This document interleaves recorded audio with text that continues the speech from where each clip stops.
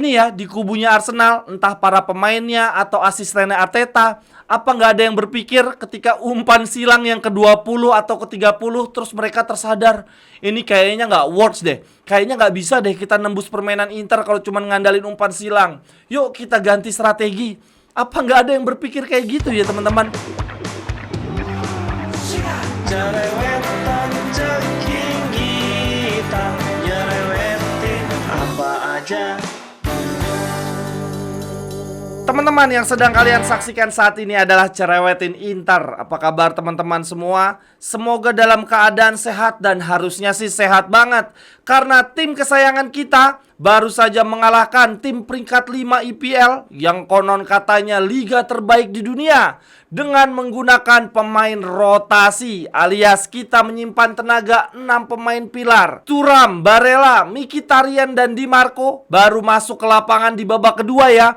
Dan bahkan Acerbi serta Bastoni tidak bermain sama sekali. Di pertandingan ini, Inzaghi memperlakukan Arsenal layaknya Inter menghadapi tim dari pot 4, menyimpan tenaga, tetap menang dan clean sheet. Wah, luar biasa. Kemenangan ini teman-teman sekaligus menjadi jawaban atas konten gue sebelumnya ya. Saat itu gue sedang membahas pertandingan Inter melawan Venezia. Gue banyak bertanya-tanya, bagaimana bisa Inzaghi menggunakan pemain inti. Gue juga bertanya-tanya ya tentang kualitas pemain pelapis kita. Seburuk apakah pemain-pemain pelapis kita, sampai-sampai di partai melawan tim papan bawah Serie A tidak juga diturunkan. Ternyata teman-teman, strategi rotasi Inzaghi diterapkan, diturunkan di partai melawan Arsenal di Liga Champions. Gokil banget. Nah kemarin teman-teman, ketika prediksi line up mulai bertebaran ya di sosial media, waduh itu para fans pada ngamuk-ngamuk ya. Gimana ceritanya si Inzaghi di Liga Champions kok malah menyimpan pemain pilar? Banyak yang mempertanyakan keseriusan Inzaghi dan Inter ya dalam mengarungi Liga Champions musim ini. Wah, Inter nggak serius nih, mosok di Liga Champions malah pakai tim pelapis. Padahal 3 hari sebelumnya ketika melawan Venezia kita aja pakai skuad utama. Banyak banget fans yang marah dan juga pesimis. Akan tetapi teman-teman, segala huru-hara terkait starting line up kita selesai sudah ya, berhenti sudah begitu kita akhirnya berhasil memenangkan pertandingan. Nah sekarang huru-haranya justru berpindah ke kubu Arsenal teman-teman. Di sosial media banyak fans dan bahkan media ya yang marah nih gara-gara Inter memenangkan pertandingan ini. Banyak yang mengejek, wah Inter cuman parkir bus, Inter menangnya cuma gara-gara penalti. Dan ini yang paling epic teman-teman, media sekelas ESPN beritanya juga sangat menyudutkan ya. Mereka bilang bahwa Inter diuntungkan oleh wasit gara-garanya momen Sommer meninju Merino tidak dijatuhi hukuman penalti. Padahal kalau dilihat lagi ya dalam tayangan ulang, itu tangannya Yann Sommer mengenai bola terlebih dahulu, baru kemudian mengenai wajah dari Merino. Jadi keputusan wasit sudah tepat, tetapi ini media Inggris tidak terima. Ya kalau begini ceritanya, Inzaghi nanti kalau kita berkesempatan bertemu Arsenal lagi, jangan sampai menurunkan pemain pelapis, tapi turunin aja tim U19 kalian. Jadi Arsenal setidaknya bisa kasih perlawanan. Kasian nih kalau kayak gini jadi pada nangis-nangis fansnya. Untuk jalannya pertandingan babak pertama teman-teman, tidak diduga-duga 5 menit awal Inter membuat shock terapi ya. Langsung mendapatkan 2 peluang emas. Yang pertama melalui tendangan Denzel Super Dumfries kena tiang teman-teman. Wah gila, gue saat itu terkaget-kaget. Hah? Apakah Inter akan bermain menyerang nih sampai dengan menit 90? Karena 2 menit kemudian giliran Hakan Calhanoglu shoot dari luar kotak penalti melebar tipis saja. Sumpah deh teman-teman, saat itu gue berpikir Inter bakal bermain full attack. Taunya kencengnya cuma di 5 menit awal ya. Selebihnya kita digempur, kita dikurung oleh Arsenal. Dalam catatan gua teman-teman, di babak pertama Arsenal ada 2 momen peluang emas ya, yang menurut gua nggak emas-emas banget. Yang pertama melalui Saka, serangan di sisi kanan, lalu dia melakukan pergerakan seperti biasanya, cut inside dan shoot menggunakan kaki kiri, tapi cuma lemah saja. Lalu kemudian peluang yang kedua, momen ketika Yann Sommer meninju wajah Merino, itu kan bolanya 50-50 penalti ya. Untungnya saja Yann Sommer lebih cepat sepersekian detik. Kalau tidak, wah itu penalti pasti. Dan malahan di babak pertama justru kita ya yang akhirnya mendapatkan penalti. Tendangan dari Taremi membelakangi gawang justru mengenai tangan Merino. Apes banget Merino dari berpeluang memberikan penalti untuk timnya, malah gara-gara dia dijatuhi hukuman penalti. Dan Hakan Calhanoglu mengeksekusi penalti dengan sangat dingin. Gile, tendangan pelan doang ke tengah kok bisa gol. Kalau Lautaro nendang udah sekenceng-kencengnya, malah nyampainya ke planet Mars. Lalu kemudian di babak kedua, gua tadinya berpikir Inzaghi pengen bikin shock terapi lagi ya di menit-menit awal pertandingan. Tetapi ternyata justru Arsenal yang membuat shock terapi. Pertandingan baru berjalan 30 detik, Havertz dapat momen ya. Dia gocek-gocek di bibir kotak penalti. Lalu memberikan bola ke sisi kiri, di-shoot keras oleh Martinelli. Tetapi bola masih melebar. Lalu 2 menit kemudian teman-teman, ada sundulan Saliba menyambut sepak pojok tanpa penjagaan tapi bola masih melebar. Kemudian di menit 57, lagi-lagi nih dari sepak pojok, Arsenal benar-benar pesta corner tadi malam. Ada kemelut di depan gawang Inter. Bola tipis saja ya dari garis gawang, tetapi masih bisa diselamatkan oleh Denzel Super Dumfries. Lalu kemudian di menit 58, Arsenal kembali mendapatkan peluang lagi. Dan menurut gua ini adalah peluang terbesar Arsenal melalui Havertz ya teman-teman. Tendangan melalui kaki kiri melengkung tapi masih bisa diantisipasi oleh kiper pendek Yann Sommer. Jadi teman-teman, itu di babak kedua 15 menit awal bener-bener neraka ya. Inter digempur habis-habisan. Akan tetapi begitu lewat menit 60, perlahan serangan Arsenal mulai anyep. Jadi setelah 15 menit awal babak kedua terlewati, momentum Arsenal untuk menyamakan kedudukan perlahan menghilang. Di menit 60 ke atas teman-teman, praktis serangan-serangan Arsenal dapat diantisipasi dengan baik oleh Inter ya. Mudah sekali dibaca. Serangan Arsenal cenderung memberikan bola ke sisi sayap, terutama ke Saka. Lalu kemudian crossing dan berdoa berharap ada yang menyelesaikan. Tetapi tadi malam back-back Inter tampil sangat solid mengantisipasi umpan-umpan crossing. Ini sebetulnya ada satu crossing mereka yang gue anggap sukses teman-teman, dan bahkan sempat membuat jantung gue berhenti sesaat ya. Di menit 74 ada umpan dari sisi kiri memberikan bola kepada Havertz, dan Havertz kosong banget di kotak penalti.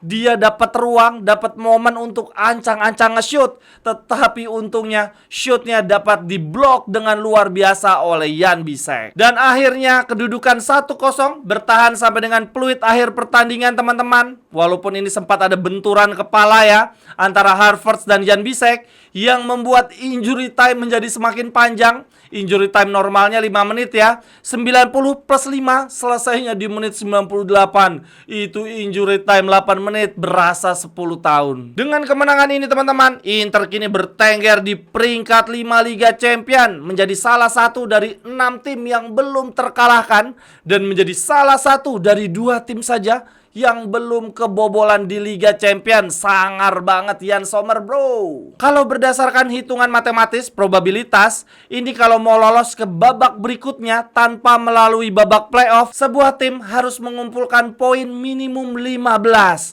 Tetapi kalau mau lebih aman lagi, mengumpulkan 18 poin. Itu sudah pasti aman lolos ke babak berikutnya tanpa melalui babak playoff. Inter berikutnya masih ada 4 pertandingan lagi teman-teman, yaitu melawan Leipzig dan Leverkusen. Itu pertandingannya di bulan Desember. Lalu kemudian di bulan Januari tahun depan ada melawan Sparta Praha dan Monaco. Saat ini Inter sudah mengumpulkan 10 poin ya. Berarti dari 4 pertandingan ke depan Inter cukup mengumpulkan 5-8 poin untuk bisa lolos ke babak berikutnya tanpa melalui babak playoff. Berarti Inter harus memenangkan 2-3 pertandingan lagi. Nah, kalau melihat 4 lawan kita ke depan, teman-teman optimis nggak nih?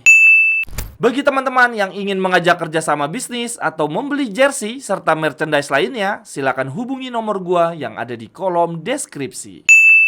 Lalu kemudian yang berikutnya, catatan menarik untuk pertandingan kali ini. Yang pertama gua berikan kepada Arsenal. Ini gua bingung deh.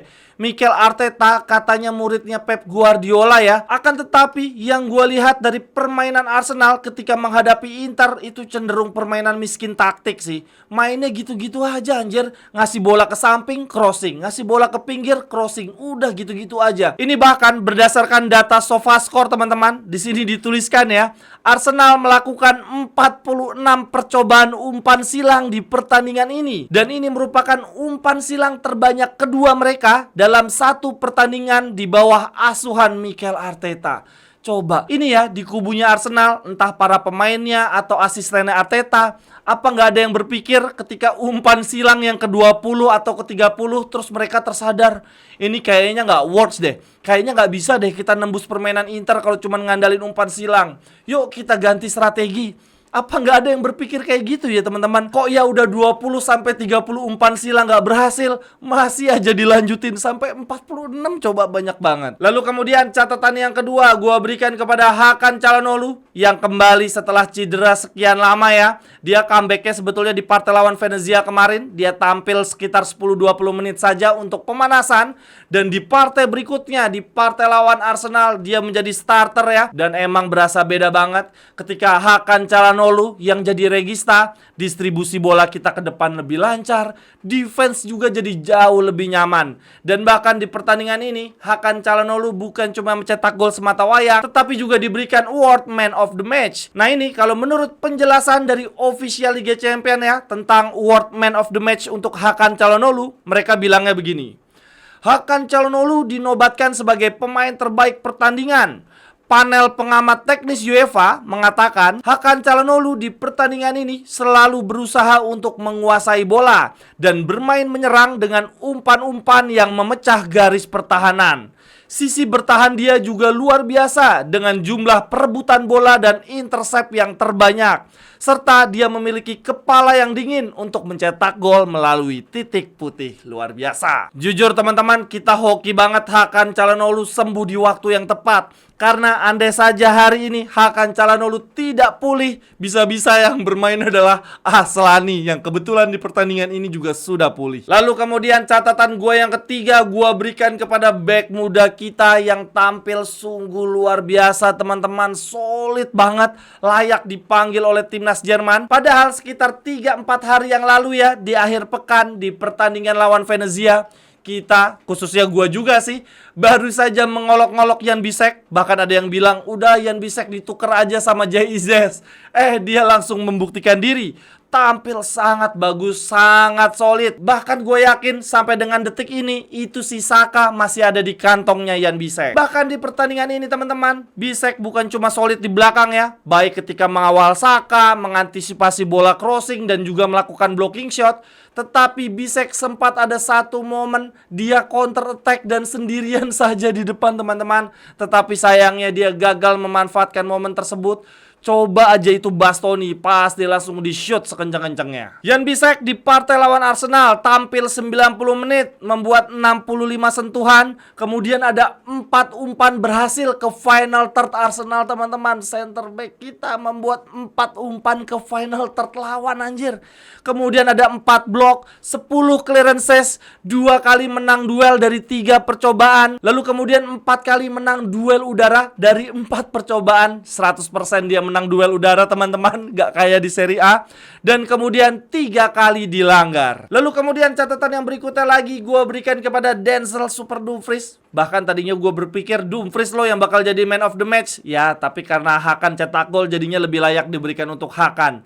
Tetapi itu tidak mengurangi pujian kita ya, pujian gue khususnya untuk Dumfries. Di pertandingan ini, Dumfries bukan hanya bagus saat menyerang ya. Dia ada satu momen tendangan mengenai tiang gawang, tetapi juga dia disiplin dalam membantu lini pertahanan. Dia membuat satu penyelamatan. Dia menggagalkan peluang Arsenal ketika bola sudah menyentuh garis gawang. Di pertandingan lawan Arsenal teman-teman, gue melihat Dumfries seperti tampil bersama tim nasional ya. Dia itu kan kalau tampil bersama tim nasional selalu keren banget. Nah di pertandingan tadi malam, gue melihat Dumfries seakan-akan dia sedang tampil di Piala Eropa ya, atau Piala Dunia bersama timnas Belanda. Lalu kemudian catatan berikutnya gue berikan kepada Simone Inzaghi. Wah udahlah, itu mah angkat topi ya untuk Simone Inzaghi. Sangar banget dia menjawab cibiran semua orang. Gimana bisa dia pakai skuad inti di partai lawan Venezia, lalu skuad cadangan di partai lawan Arsenal, tetapi semuanya menang. Perfect skenario. Untuk di pertandingan lawan Arsenal sendiri teman-teman, menurut gua keputusan tepat dari Inzaghi adalah menempatkan Bisek dan Darmian di sisi kiri. Itu membuat pemain Arsenal yang paling berbahaya, Saka, menjadi tidak berkutik. Lalu keputusan tepatnya adalah memainkan Taremi, yang mana ujung-ujungnya Taremi memberikan kita satu penalti. Dan di babak kedua, Taremi ditarik keluar, dan yang menggantikan bukan Arnaud Taufik teman-teman, melainkan Di Marco. Sekian dulu untuk cerewetin Inter hari ini. Silahkan tuliskan pendapat teman-teman di kolom komentar. Sampai ketemu di cerewetan-cerewetan berikutnya. Bye-bye, thank you. Cerewetan ceking kita, nyerewetin apa aja.